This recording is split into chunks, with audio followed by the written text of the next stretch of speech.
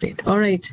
Well, it's a pleasure to welcome Dr. Nikki Prive, who is an associate research scientist at Morgan State University with GESTAR 2, which is a cooperative agreement between the NASA Goddard Space Flight Center and UFBC and Morgan State. And Dr. Prive has done her undergrad with College Park, and then she did her PhD and MS from MIT. And she has a very interesting research area around digital twins, as she coined it as well. And then one of our students, actually Chaya Kulkarni, is doing a GESTAR fellowship with her as well. So I'm super excited to hear more. Nikki, it's all yours. So hi, I'm the other Nikki. I work on OSSEs, observing system simulation experiments. I don't work in the Arctic, but I'm going to be talking mostly about OSSEs and a little bit about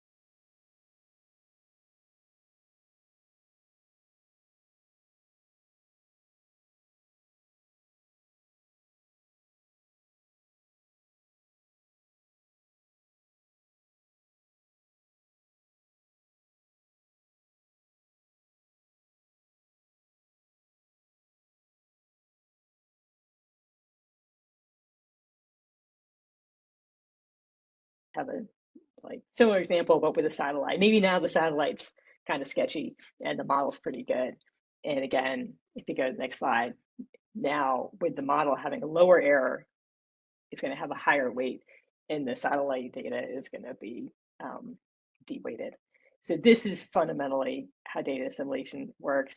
It's like glorified curve fitting based on the observation errors.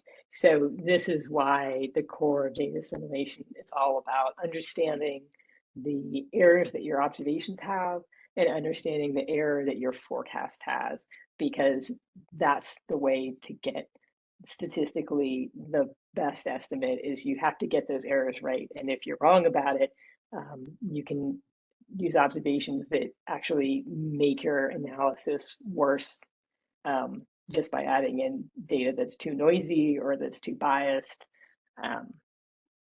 You can cause degradation to your initial condition more than if you had just not used the observation at all. Next slide. So again, we're going to have that little picture. So this is just kind of how the cycling is going. You've got an observation, it's got some kind of error weighting, you have your background, your forecast error, and they're combined to make an analysis, and this just keeps going on. So if you go to the next slide, yeah, so it's a cycle. This is how we run operationally, and this is how we run when we're doing our experiments. So let's go on. All right, now we're gonna get into OSSEs. So an OSSE, well, in the real world, we have the real world. Yay, that looks like the real world. Let's go to the next slide. So observations are taken from the real world. They could be in situ, meaning they're actually in place in the atmosphere, like a weather balloon or a buoy or a surface station or a commercial aircraft with some sensors on it. Or it could be the satellite that is taking remote observations of radiance or a radio occultation or a scatterometer wind or an atmospheric pollution vector. It doesn't really matter. So we get this collection of data that are coming from actual observations of the real world. And then if you go to the next slide, we take this, the data assimilation, turns into an analysis. If you go to the next slide, we're going to the cycling, right, that we've now belabored. All right, so the thing in the real world is that we don't actually know what the real world is. We have our analysis, and that's really great, but we don't really have any independent measures of the real world. So you're kind of stuck. And if you want to do a verification to see how good your forecast is, the only thing you have is your analysis.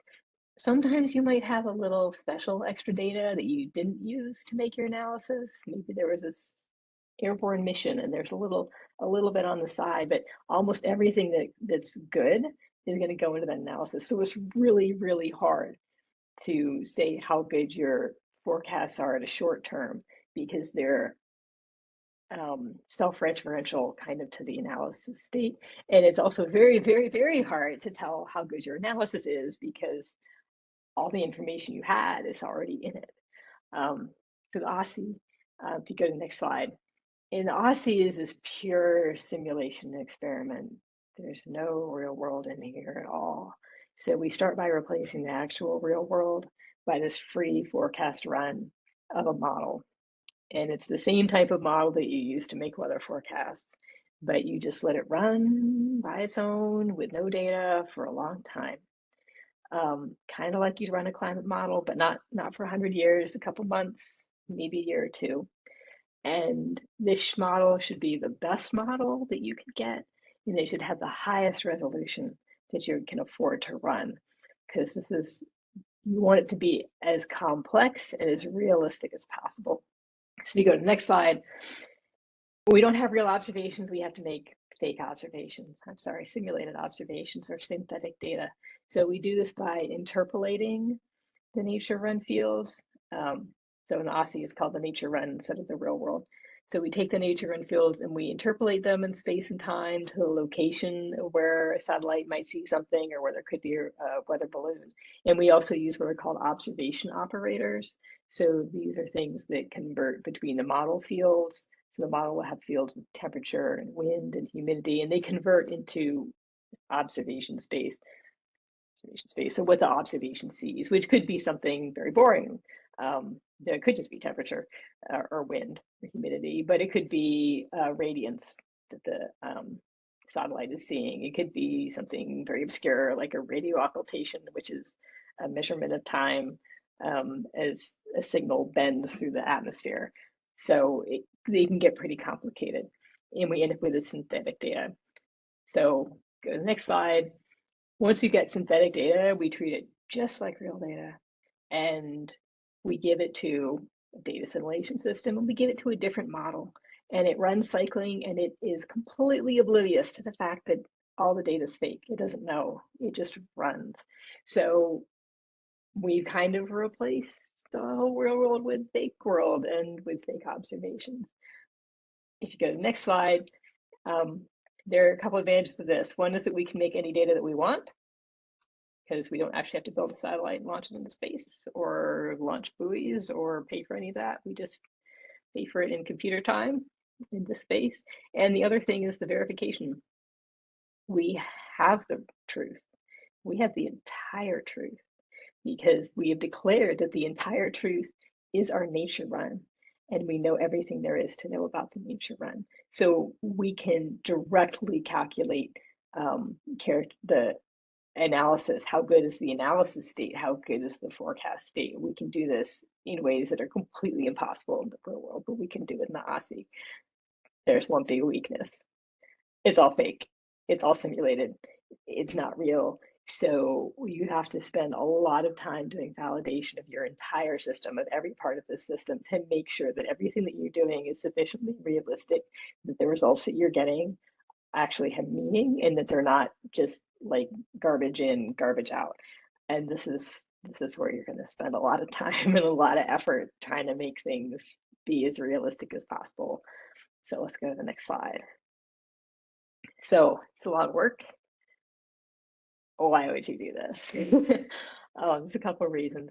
The one that pays the bills for us is that the government, NASA and NOAA, sometimes DoD and other places, but NASA and NOAA, they are in the business of building these satellites and launching the satellites and new instruments, developing new instruments. And NOAA is actually required by law now to do these types of studies. And the goal is to make decisions about the instrument, what the best design is, but also, is this cost effective? You know, are you going to spend $500 million and launch an instrument that it turns out isn't going to do anything? Or if maybe you have to decide between two instruments, which is the instrument that you should put your money on. So this is something that we support for a variety of different missions, both purely on the NASA side and also some NASA-NOAA joint missions. If you go to the next slide. Design decisions. If you have an instrument that is in the early stages of planning, they can have a lot of questions. In this case, I'm showing a couple of different cases that we've done for a small instrument that is in testing phases right now and is interested in having NOAA buy the instrument and put it in space. And they want to know what kind of orbit should we use? Can we take one of these and put it on a small sat constellation and have it just look nadir? Do we need to design a bigger instrument that's going to scan back and forth, but has to go on a big, expensive platform that's going to cost 10 times as much? So this is the kind of thing that we can test in the OSSE explicitly. And so in this case, I know they should buy the cheap one. They can put this on the small sat and actually get better performance by buying two small sat instruments with a cheap nadir instrument is as good as having one super expensive scanning instrument.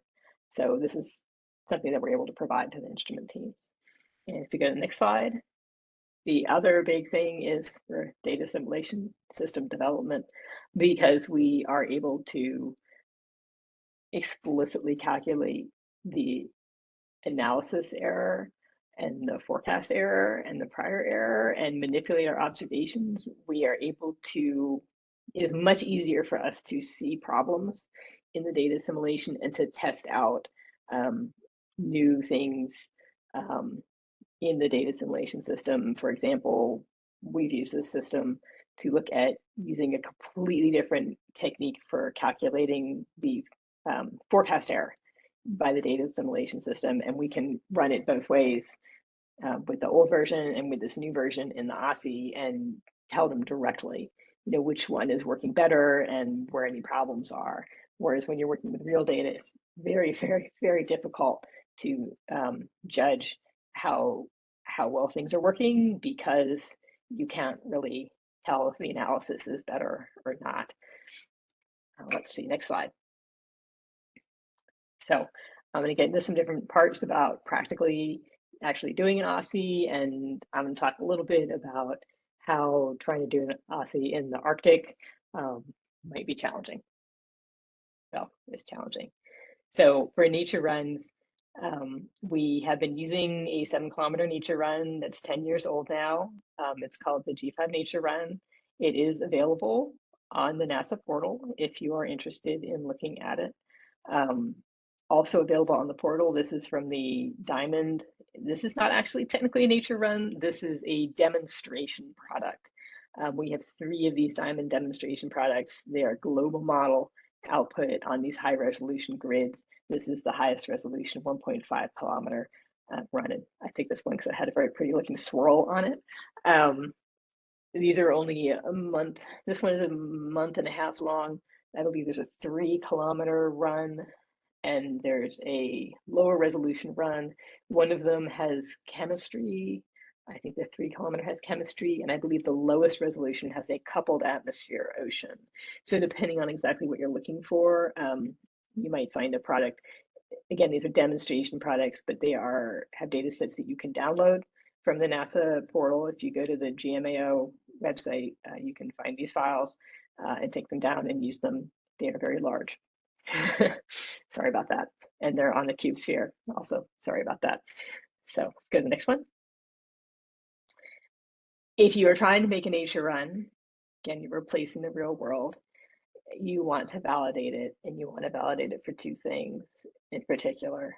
The first thing is that you want to make sure that your nature run is sufficiently realistic for the phenomenon that you're interested in. And usually the nature run, you're not trying to replicate a particular weather event, because this is a long nature run. It's a free run, and it has moved away from the real world, and it's off on its own little land. But what you do want is, if you printed out a map of whatever your weather phenomenon is for one day from the nature run, and then you printed out a bunch of maps from the real world, and you put them on the table, and you mix them all up, and you had someone come in and you asked them to pick out which one was from the nature run, they wouldn't be able to tell. So you want the nature run to be within the envelope of reality, and you don't want it to be something that is totally crazy and not really going to happen. So this little plot here was an example of something that we did for the 7-kilometer G5 nature run. And this is comparing something kind of obscure about where the ITCZ is. The green and blue circles are reanalysis, and the red X is from the nature run. And you wanted the nature run to fall in the same range as the blue and green circles. And you can see most of the times it does, but like in October and in September, months 9 and 10, the nature run is a little bit out to lunch. So there's going to be some things where the nature run just doesn't perform the way you want it to. And you have to decide, is this a deal breaker for me? Can I work with this? Or is this just something that you have to keep in mind when you're looking at your results and modify any conclusions that you make based on differences between the nature one and reality? So next slide.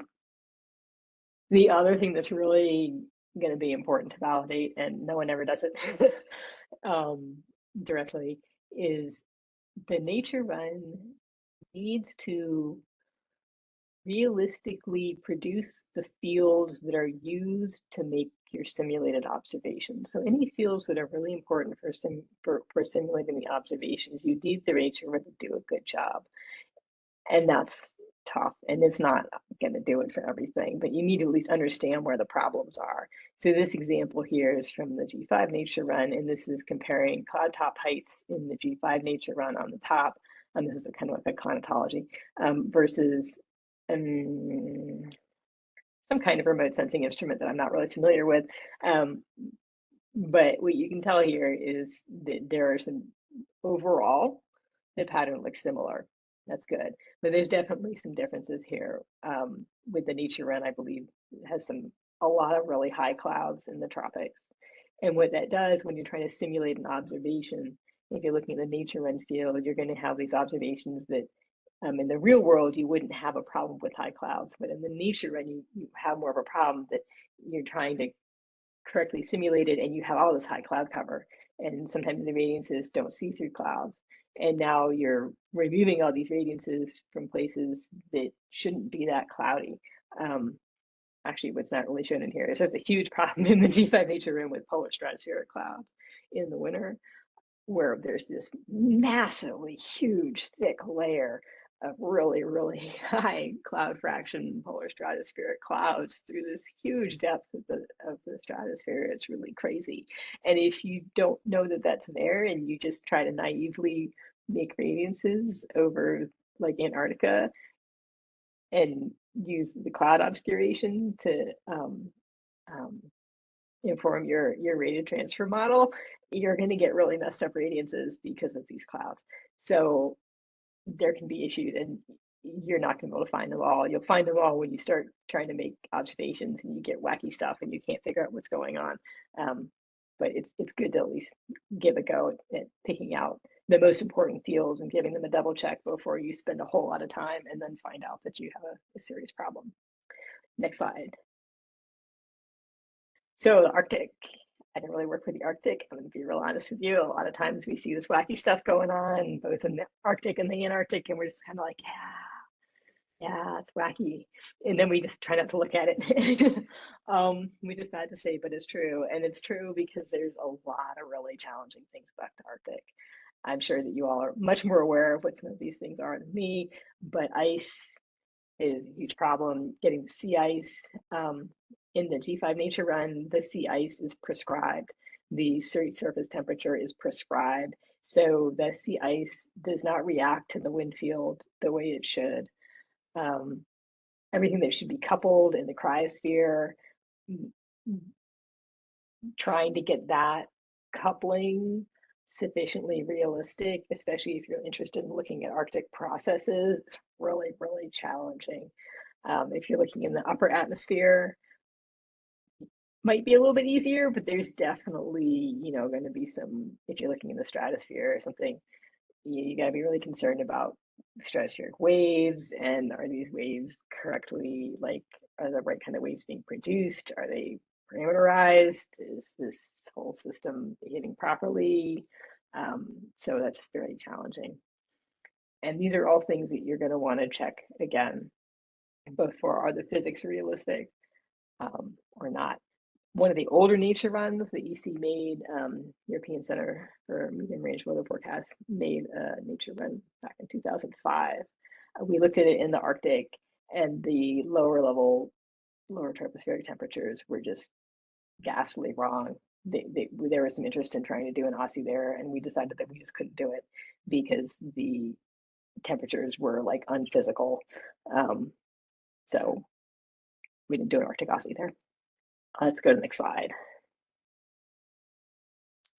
So our simulated observations, we call them synthetic. That sounds fancier.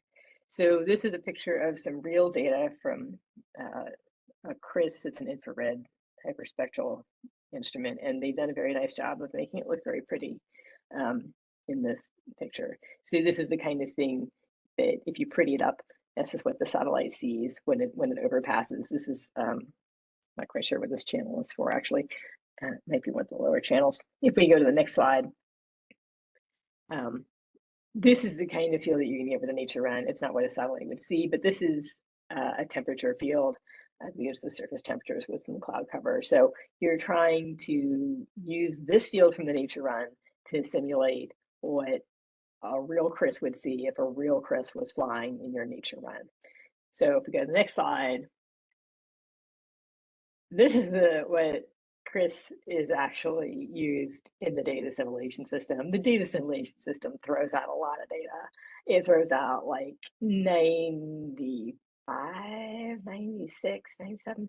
It throws out almost all the observations. So it doesn't look as pretty and as nice as in that nice picture that I'm sure someone at the graphic design place made for them. But this is what we use. This is the data that we use. So this and this is showing this is probably a near surface channel from Chris.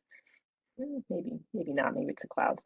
So if you go to the next slide, these are going to be simulated crisps from our nature run. All right, so this is what we're really comparing, is the real observations that are used by the weather prediction, by the numerical weather prediction system, similar enough to the simulated version of the same data. And if you flip back and forth, they're not the same synaptic time. They're not going to be perfectly the same. They're kind of ballpark looking the same. So that gives us, we do a lot more statistics on it, but like we're getting in the ballpark at least. We're not going to be perfect. If you go to the next slide. One of the things that's really hard, or you'll have a list here of things for hard. Clouds are hard. Clouds are really, really hard. They affect all the radiance data. Sometimes they obstruct the radiance data. The nature run has to have the right kind of cloud. Interpreting the nature run clouds, which are not real clouds, they don't have cloud resolving models. They have a box with a cloud fraction and some amount of moisture, and you have to redo it probabilistically to say, is there a cloud? Sure. These are atmospheric motion vectors. The next one is fine. Yeah. So also involving clouds, atmospheric motion vectors. This is cloud tracking. They take pictures of clouds like 10 minutes apart, and then they track the cloud to see how fast the cloud moved, and they turn that into a wind speed, and that's a retrieve value kind of that's ingested by the model. And that's really hard because we don't have real clouds. We can't really track the clouds. We can't do feature tracking. So again, we have to do this probabilistically. And so there's a lot of back-end stuff that goes into replacing some of these observations that cannot be done in a realistic fashion with something that gets you the right number of observations and the right statistics of where and when the observations occur compared to the real data. And next slide.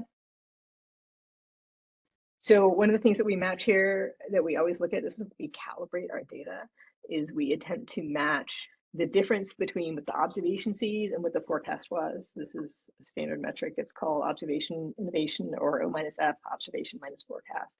And we do this by adding simulated errors to our simulated observations. And we add the magnitude of errors until we match up the real and the simulated. And we do a pretty good job here. So here's the fake is the blue dot and the real is the red circle, and you want to get the blue dot in the red circle. And we get pretty close. You can't always get all the way, but it's pretty good. So if you go to the next slide, another thing that we try to do is to account for correlations, because data assimilation mostly assumes that errors are uncorrelated, and it assumes that correlations in the data is a real signal. So if you have correlated observation error, the data assimilation assumes, no, that's real data, and it lets it right on in. And that's how you can really cause problems with your analysis, is by letting these correlations in. So modeling, simulating these correlations can be really important. This is plot is an example. We add on different types of correlated error. This AMSU-A gets a spatially correlated error that is added, and you can see that the real data is the big thick line. When we add the correlated errors, which is the thin solid line, it matches up pretty good. And if we don't add the correlated errors, you get the dashed line, and it's not very close at all to the real data correlations. The next slide. It's got pretty pictures. Some instruments have channel correlated errors. This is an error. It's a hyperspectral channel. It's got a lot of channels, and the channel data will be correlated with each other. So we do kind of something similar where we add on channel correlated data error to the simulated observations, and we try to match up these correlations with the real data correlations. Next slide.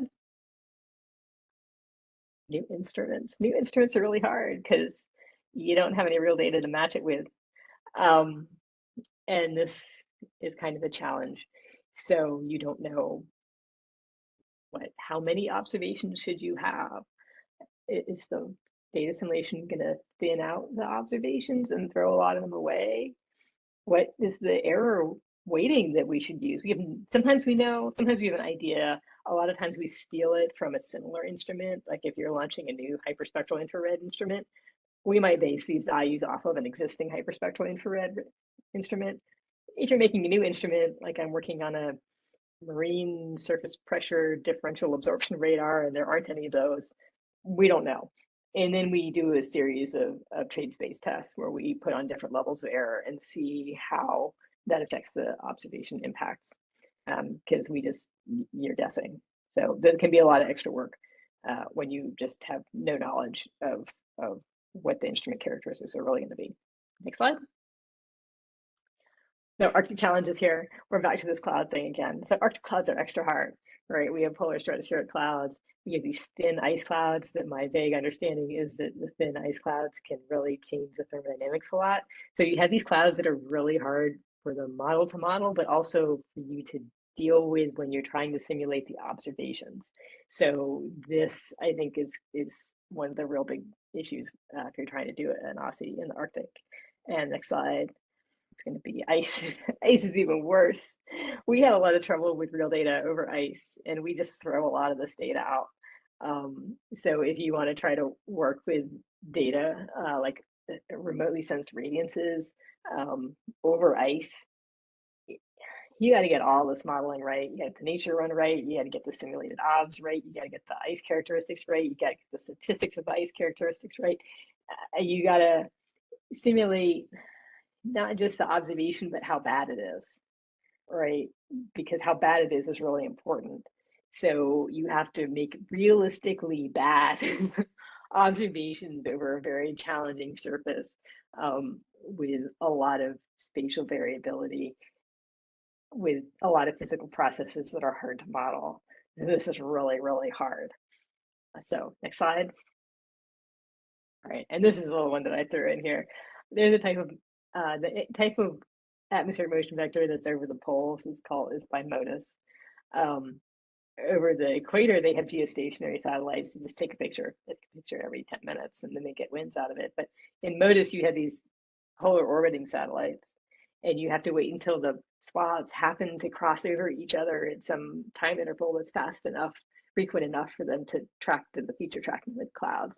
And this is actually really, really hard to model. We have to struggle so hard with these MODIS winds because of these orbit issues. And the winds are a really big player for observation impacts.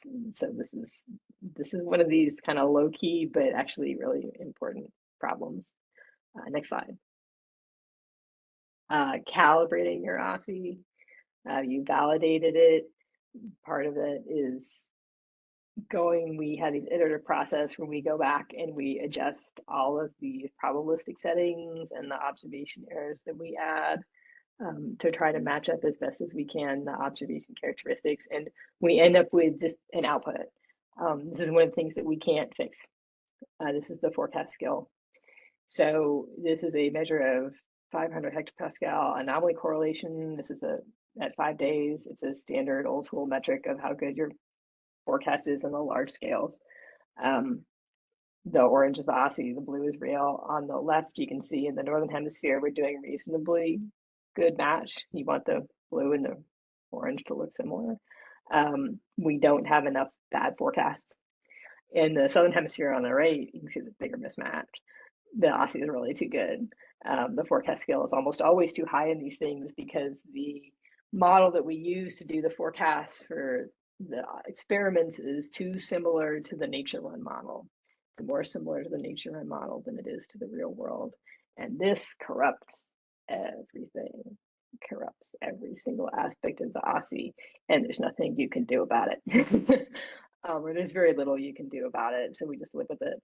And the good news here is that even though our forecast skills are a little too high, they are not out of line with how good the Europeans are.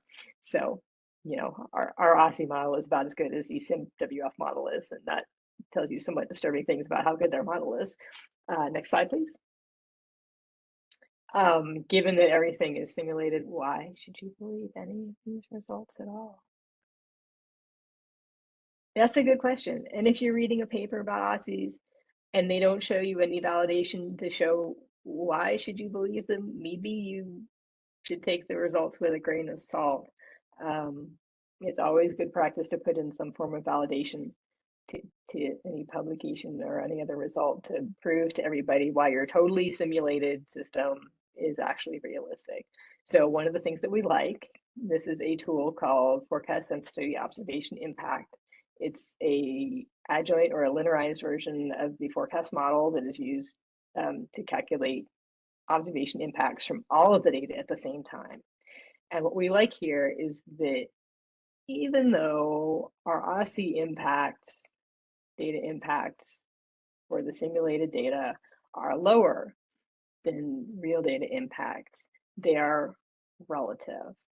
So the OSSE in the real world, for the most part, ranks the observational impacts in the same or pretty closely the same order.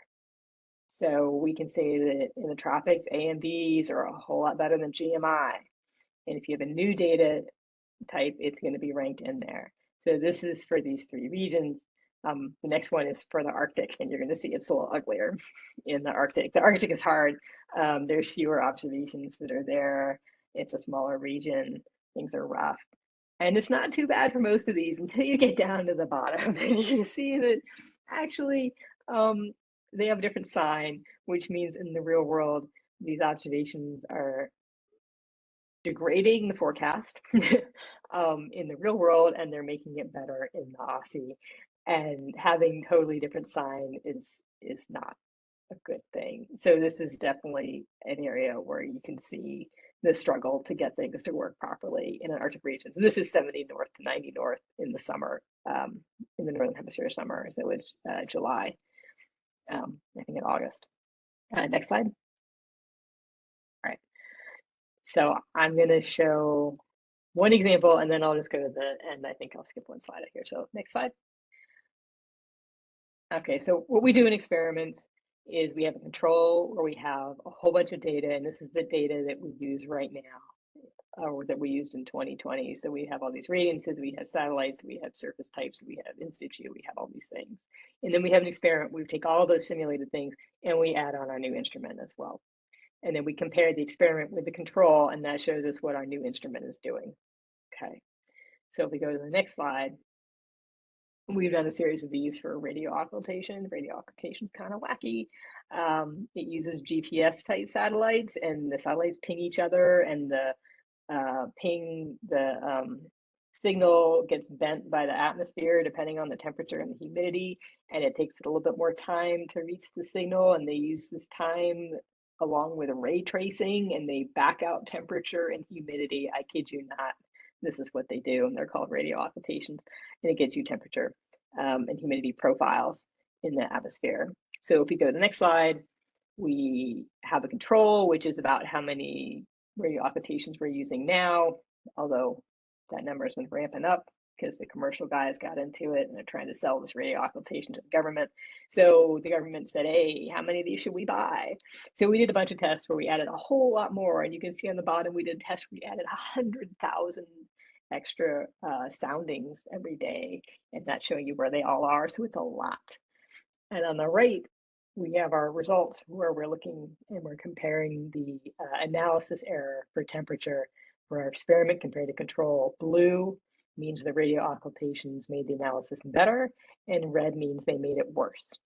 And the first thing you see is this enormous red blob in the Arctic. Aren't we all happy about that? So if you go to the next slide, we spent a long time on this, and we kind of figured out there's two things happening. One is that the thing on the left here is the observation weights, those observation error weights. And this is what the data assimilation thinks the weights are, and it's a step function. And it's a step function that changes at 40 north and 40 south. And if you draw some lines on our results at 40 north and 40 south, you see, wait, this problem starts right at 40 north. And it's weighting the observations wrong in the Northern Hemisphere, poleward of 40 north. And below 400, and we think this is due to contamination of the observations by humidity in this season, which is the July-August period. It's too humid, the observations get messed up, especially at lower levels where there's more humidity. The data assimilation doesn't think they're messed up enough, and the observations actively degrade things. And if you go to the next slide, one other thing is happening, which is that they induce a very strange cold bias at low levels, like below 800, over the Arctic marine surfaces only. And we think this might be due to there being a very strong inversion in the nature run over the polar oceans in this season, and that the ray tracing operator that's used for the radio occultations is getting messed up in the inversion because the signals can go down and get trapped. So we think that some strange things are happening with that could be happening in real data, but we're not sure because they don't use real data at these levels in the Arctic. Maybe it's for a reason, but they might be starting to use the data in the future. So this is something that we need to keep an eye out for with the real data to make sure that we don't start letting in radio occultations that have problems. All right, if we go to the next slide, we're going to skip this one and we're going to go right into the end. So our future directions, we are moving to a new architecture for our entire forecast system, and we're going to have to upgrade the whole OSSE to it. But in general, we're looking towards these newer, higher resolution nature runs that get higher and higher resolution. And that means you have to go things more sophisticated use of all these things we're doing probabilistically, the clouds, the observation errors, all of this needs to be redone in a system where we're able to resolve these very fine features. Next slide. So our role challenges with the Arctic is everything. You need to get all the physics right, the clouds, the convection, the cryosphere. You need to get it all at least right enough. And especially you probably want to have a couple with the sea ice and the ocean in the Arctic. And that's an ongoing challenge. If you go to the next slide, maybe the last one. Yeah, simulating your observations is extra hard over ice and snow surfaces. They're also very hard over some of the elevated surfaces, and having an elevated ice covered surface is even extra hard. We see a lot of problems with our radiance data over some of these elevated surfaces, especially Antarctica. So not just your simulation, it might need to be improved, but the actual data assimilation and handling of real data may need additional development in order to get good observation impacts in these regions. Next slide might be there. Oh, one more. Yeah. And we have another problem here, which is that when you're running the forecast models, if you use the same physics parameterizations to make your nature run that you use for your experiment models, you have a problem now because your forecast is going to be really too good and your observations aren't going to have anything to do because your forecast can be great, nothing to fix, nothing for your observation to improve on. And so you need to have two sets of good physics parameterizations for all of this whole cryosphere, ice, melt, clouds, everything, in order to do a good, robust OSSE. And that's like doubly hard of all the things I just listed that were hard. So next slide. Yay, this is the end. So that is basically what an OSSE is, what numerical weather prediction does, and a lot of really challenging things that would need to be handled in order to be able to do a proper OSSE in the Arctic. There is a lot of, as it says here, a lot of opportunities for development, especially in the Arctic regions, because I can tell you that I have not seen anybody try to actually really do an Arctic OSSE because of all these reasons. That it's just really hard, and the OSSEs that are done tend not to look very much at Arctic areas because the results are not that great. So there's a lot of work that could be done in this area. And that's the end. Great. Thank you so much, Nikki. I think there's questions already. Gianlu? Yeah, thanks for the great talk. It talked, I think we totally now understand why the polar area is difficult and why it's hard. You're talking about the Arctic OSSE.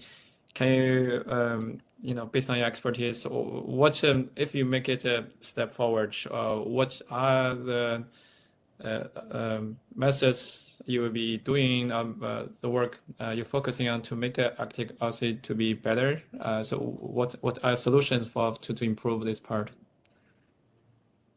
Yeah, so we're due to have an update of our whole system as we're moving to this new JEDI system. This is an opportunity to get in there, and there's going to be decisions made about what to use for a nature run, what characteristics it needs to have, what output it needs to have, what should it have, coupled ice, should it have, non-prescribed sea ice. This is kind of where you would want to come in at this beginning stage and say, we really want an Arctic OSSE, and in order to do this properly, we need to make sure that this portion of the development gets done now. And instead of waiting, if you wait until somebody goes and gets a system together and it doesn't work for you, right, they're not going to want to redo stuff just for you. If you get in the conversation from the very beginning stage and make sure that your voice is heard, you have a much better chance of getting the things that you need into the product. Thank you. Yeah. Other questions? So I actually have a couple of questions. Maybe I can start with one. You mentioned the ECWMF model, and many of the students actually use reanalysis data, right? Like ERA 5 reanalysis data. So could you draw a distinction between the OSSE and the reanalysis, or are they two parts of the same coin? Yeah, so I mean, reanalysis is you're running the cycling that I talked about. You're running the same model and data assimilation system with a historical set of data for a long, long period. And that's put together to be a reanalysis. So the reanalysis is a series of analyses that are our best guess of prior states of the atmosphere. So it's putting together this data set. Reanalyses are kind of ugly. I'm going to put a warning in here. Analysis and reanalyses are like sausage, right? You don't want to know what's going in there. And never trust it fully. It is not the real atmosphere. There's going to be things in it that change over time because of instruments that come and go, data sets that come and go. The way that they set up the reanalysis to run can cause discontinuities in the middle of your reanalysis. So if you're going to use reanalysis data, you really, really want to be sure that you read at least documentation for and some publications on the quality of the reanalysis for the thing that you're using them for, to make sure that there's not any known problems with the data set before you start working with it. Just throw that out there as an extra bonus. The OSSE is totally fake. It's not any prior past time. It's a fantasy, the fantasy of some period of weather that never existed and probably never will exist. Whereas the reanalysis is the past, I don't even know, what, 40 years, 50 years? Yeah. That's great. So one other question I'll ask in the iHeart context, maybe you can, not directly related to your work, but just thinking out loud that, let's say we want to reduce, which is the mission of iHeart, really, vision of iHeart, right? To reduce uncertainties in the sea level rise. But the sea level rise is based on so many different subcomponents, right? There's the component of atmospherics, hydrologic, or, end glacial, ice sheet, sea ice, all of these different models.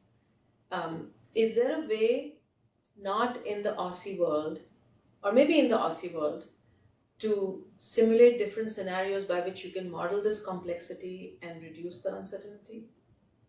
I don't know if that question makes sense.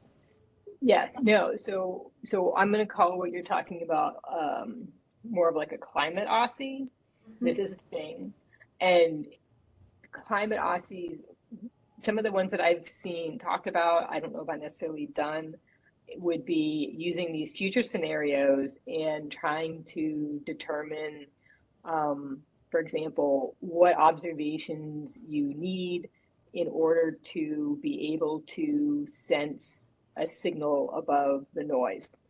And I think you would possibly be able to do something like that. So it would be more like climate simulations instead of a nature run, and how exactly you set that up might vary. But the short answer is, yeah, I think you could do it in the simulated framework, or at least attempt to approach something in the simulated framework, just with a different goal. Okay. And could you also do the same in the reanalysis world?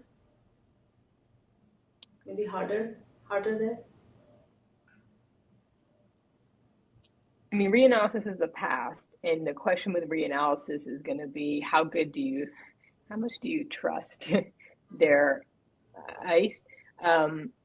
Because how much data went in for that type of product, and what did they use? And yeah, that gets sticky real fast, depending on what kind of thing you're trying to pull out.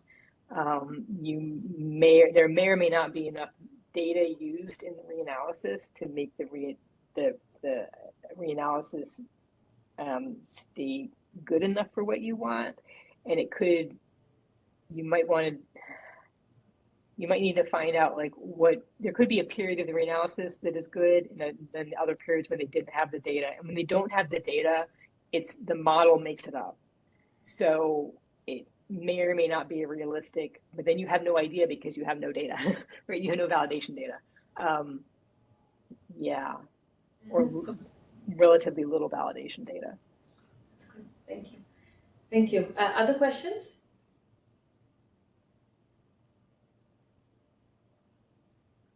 All right. I know I have some more questions which I'll follow up with you, Nikki, as we keep talking for the other project we meet. But if there are no questions, I know we are past the 5 o'clock. Thank you so much, Nikki, for the talk. And I think there are a lot of intersections. And if folks have other questions, I'm sure they can reach out to you as well. Right? Wonderful. All right. Thank you so much, everyone. Thanks.